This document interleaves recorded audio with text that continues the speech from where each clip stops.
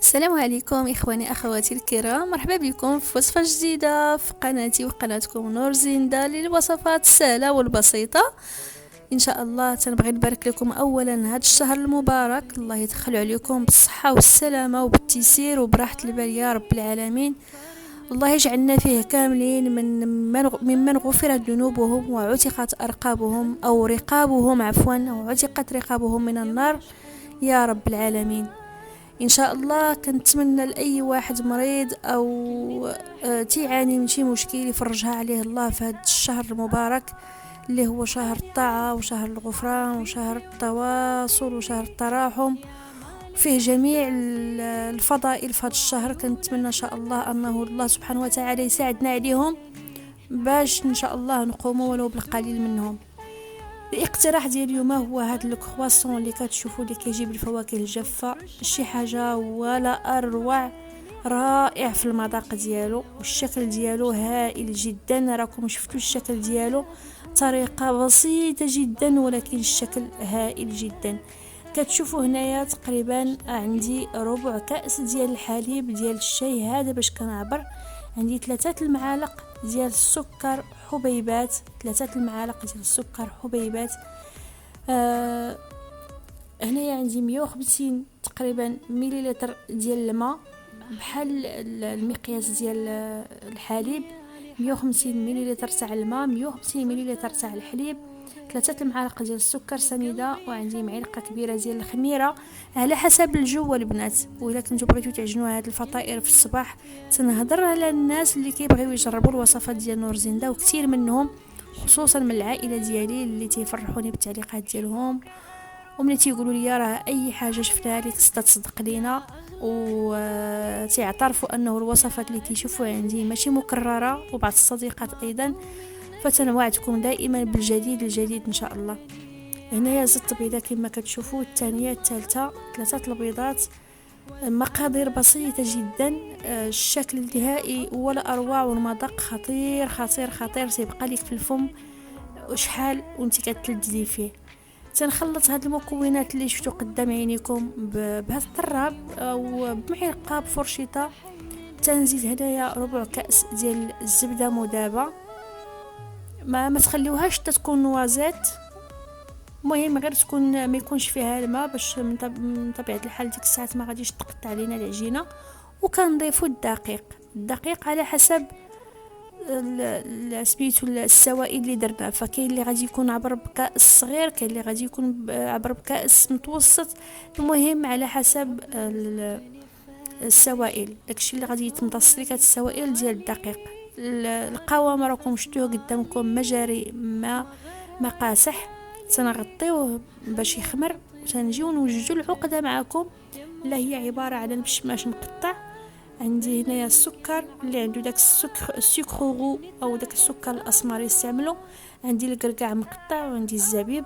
هذه فرصه البنات وحتى نتوما الرجاله والدراري باش تدخلوا الفواكه الجافه، لانه الفواكه الجافه راه تقي من العطش كتعطي واحد لا فورس، كالقرقاع كالزبيب يعني كل هاد الفواكه الجافه فهي كتعاوننا اننا تكون عندنا واحد لا فورس في النهار، مهمه للجسم من ما تحتويه من بروتينات فيتامينات وطاقه كذلك، فهي كتعطي الطاقه. هذا هو الامور اللي مشى ليا في الاول، فهي كتعطينا الطاقه.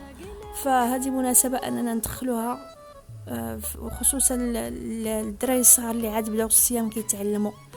هنايا كما شفتوا داك العجين من بعد ما خمر قسمته على 3 الكويرات.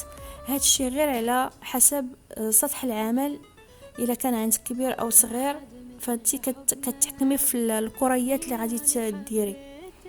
كندير شويش ديال الدقيق كما شفتوا، راه ماشي كتير بزاف، وتنسرحها بطريقه عاديه.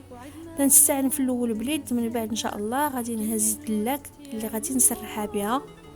هاد الشكل ديال هاد الفطائر تتسمى فطائر الوساده، فهي شي حاجه اللي روعه صراحه. الشكل ديالهم زوين زوين زوين زوين بزاف، وتيشهي الدراري الصغار ملي تيشوفوا هاد الاشكال هادو. كتعطيهم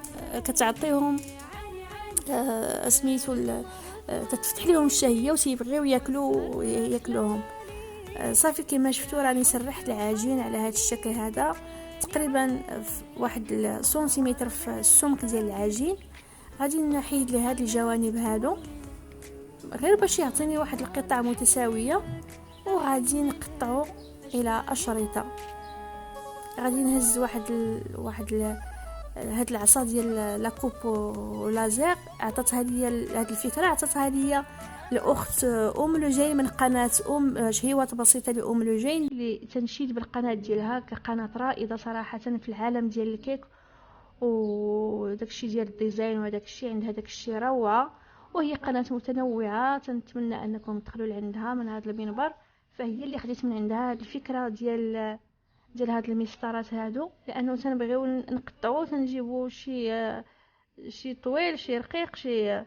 المهم كما شفتوا قطعتهم الى اشرطه متساويه. تنهز الزبده اللي ذوبت تندهن بها وغير واحد النصف فقط، ماشي كلشي، نصف من الاشرطه على هذا الشكل هذا.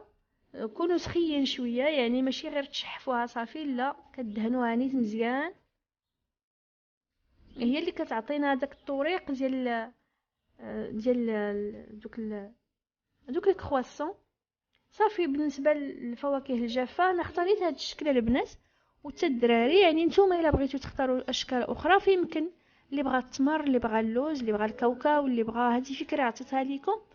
وكما قلت لكم اللي عنده لو سكر غو يديرو هو احسن من هذا لو بلون. انا توفر عندي غير هذا السكر الابيض لحد الساعه ما انتبهتش انه راه تقاد ليا. صافي كندردرو على النصف الاول من العجين، وكنبدا كنوزع هذوك الفواكه الجافه اللي قطعت. كنمشماش مقطع الى قطع صغيره جدا. الزبيب حتى هو قطعت واحد شويه، شي مقطع شي ما مقطعش، والكركاع حتى هو غير هرمشتو غير بالموس ماشي طحنتو ولا شي حاجه. وكما قلت لكم فيمكن لكم تنوعوا في الفواكه اللي كيعجبوا وليداتكم واللي كيعجبوكم نيت نتوما، واللي متوفر في البيت تقدروا ديروا غير جوج، مثلا اللوز او الكاوكاو والزنجلان، او يعني نتوما وخاطركم الزبيب. غير هاد الفواكه تاع الزبيب والمشماش فهما كما قلت لكم تيعطيونا الطاقه. وبالنسبه للكركاع فكل شيء كيعرف القيمه الغذائيه اللي كاينه في الكركاع. ف كنتمنى هاد الفطائر ان شاء الله ينالوا اعجابكم، واذا كانوا نالوا اعجابكم واستحسانكم فما عليكم الا انكم تضغطوا على زر الجرس، تفعلوا الجرس، اللايك الخوت اللايك. فاللايك هو اللي كيساعد لا فيديو انها كتطلع. ما تنسونيش من اللايكات ديالكم، اقل القليل على الوصفات اللي تنقدم لكم انكم ديروا لايك وتخليوا واحد التعليق زوين، وتبارطاجيو مع الاهل والاصدقاء، تبارطاجيو مع خوتكم، تبارطاجيو مع صحابكم اللي كتهموا قناه نور زينده. فهذا اقل القليل.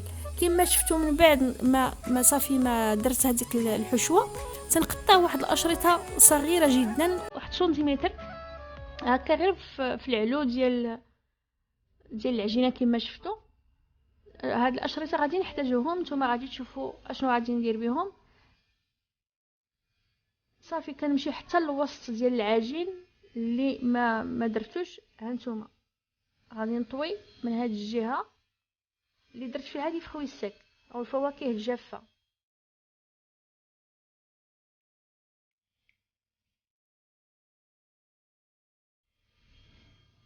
هنايا جيت حتى الوسط ديال العجين ودرت هاد البابيونه هادي. شفتوا هاد البابيون هادي تتجي روعه، عجبتني. عرفتي راه بحال تنلعب شي لعبه بحال تنفصل شي بابيون ولا شي حاجه. تنهز داك الشريط ديال العجين وتلويه هكا على الشكل بحال الكرافات، بحال اللي كندير شي كرافات. شفتوا يعني الروعه، صافي روعه. وتنكمل على الطوي ديال المعجنات ديالي بهذه الطريقه هذه فقط. شوفوا الروعه ديالها، شوفوا السهوله ديالها، ولكن شوفوا المنظر ديالها كيفاش داير، شي حاجه ما نقولش لكم. ها نتوما الفطائر ديال غادي نسميوهم ماشي فطائر الوساده، غادي نسميوهم فطائر الكرافات، او تيشبهوا لشي كرافاطه. تنعاود معكم الثانيه. غادي نجي حتى الوسط وغادي نجمع بهذا الشكل هذا بجوج اصابع او باسبوعين او بيد. المهم هانتوما شفتوا الطريقه. تنهز هذاك الشريط اللي قطعت وتندير به هاد العقده هذه.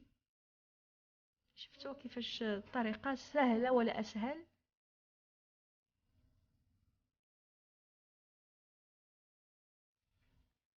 وتلوي وصافي. هذه هي النتيجه اللي كتشوفوا قدامكم. روعه روعه روعه. انا بعدا حمقني الشكل ديالهم وحمقني المذاق ديالهم. والتنقيط اللي خديت عليهم 20/10، ماشي غير 10/10، خديت 20/10. صافي من بعد ما خمروا غادي ندهنهم بالاصفر ديال البيض اللي درت فيه واحد شويه قطرات ديال الحليب. غادي نخليهم حتى يزيدوا شويه في الخميره، وغادي نطيبهم في الفران. وغادي ان شاء الله نتلاقاو من بعد ما يطيبوا في الفران. نخليكم مع باقي المراحل او باقي الفيديو، لانه ما بقاوش فيه مراحل بزاف. وتنقول لكم الى اللقاء، الى وصفه اخرى ان شاء الله. لتاني مره غادي نقول لكم الا كانت يهمكم الفرماج المنزلي نديرو معكم شي حاجه اللي ديك لا تخطا، فاكتبوا لي في التعليقات. الا لقيت اكبر عدد من الناس اللي صوتوا عليه، فانا غادي نقدم لكم شي حاجه اللي غادي تعجبكم. انا متاكده غادي تعجبكم، وما عمرها يمكن ما عمر شي واحد يمكن دارها معكم باللي زعم. السلام عليكم ورحمه الله تعالى وبركاته.